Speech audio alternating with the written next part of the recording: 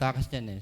Yun nga, una-una, nagpapasalamat sa buhay, patuloy na panapahiram, at maging sa kalakasan ng katawan, at yung kagalakan sa paglilingkod, at yung saya, bagamat may mga lungkot na dumaraan, pero ating alalahanin that God is always beside us. Yun nga, yung hindi niya tayo pababayaan, hindi niya tayo iwanan. Yun nga, at isa pa, yung sa ministry na ating, yun nga, yung ating pinangako at ating binatawag sa Panginoon, ngayon niya tayo patuloy magpagamit at tayo maghihiwalay. Yun nga, walang mag-iiwanan nga. Yun nga, at sana nga, yung kung dahil hindi natin alam yung buhay natin, hindi natin alam kung tayo magtatagal pa, hindi natin alam kung kailan tayo kukunin ng Panginoon, pero yung biyaya na tayo ay ginagamit pa rin ng Panginoon, yun ay ating samantalahin. Yun ating samantalahin, bagamat mahirap dahil tayo lamang napapagod tayo, pero lagi tayong tumanaw sa Panginoon. Lagi natin tingnan yung lahat ng possibility na tayo magagamit ng Panginoon.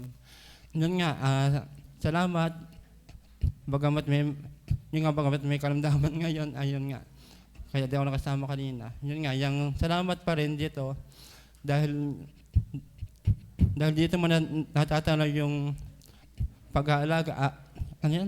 Dito mo natatanaw yung paggabay ng Panginoon. Na bagamat meron kang karamdaman, pero kapag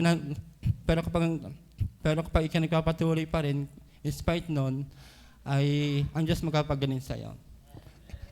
Yun nga, ayan, salamat. Yun nga rin sa family, bagamat meron na rin pamangkin, yan. Yun nga, yung kay baby nga. Yan, salamat sa bayayang yun, bagamat ayun ay tunay na regalo at yun ay bayaya ng Panginoon. Yun nga, sa family nakapagpatuloy, bagamat yun nga, may mga karamdaman nga yung iba, aming parents nga ngayon. At ako kapasalamat din sa buhay, kalakasan, ministeryo, ano pa. Yun nga, yung sa mga Bible studies na napupuntahan lagi, every Thursday, yung nga sa Katmon, yung mga bata na, yung mga maliliit, yung nga natuturuan din sila palagi every Thursday. At yung nga sa mga bata rin at sa mga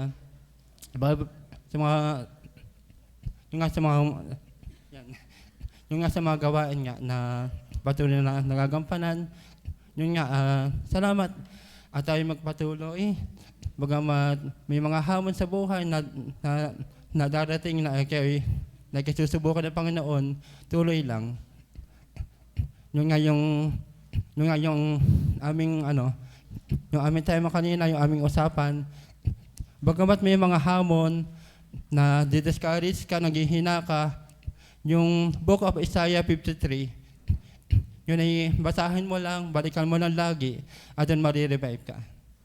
Ating alalahanin yung paghihirap ni Kristo sa krus ng Kalbaryo, at doon, lagi mo masasabi, Panginoon, salamat. Bagamat may hamon, hindi mo kami iniiwanan. At yung paghihirap na yon na dapat sa atin ay siya'y pumasan. Kaya, salamat. At salamat din at yung nakatawid nga sa 2026, bagamat maraming tao ang hindi na nakatawid nito, pero salamat at tayo nandito pa rin. At yun, salamat.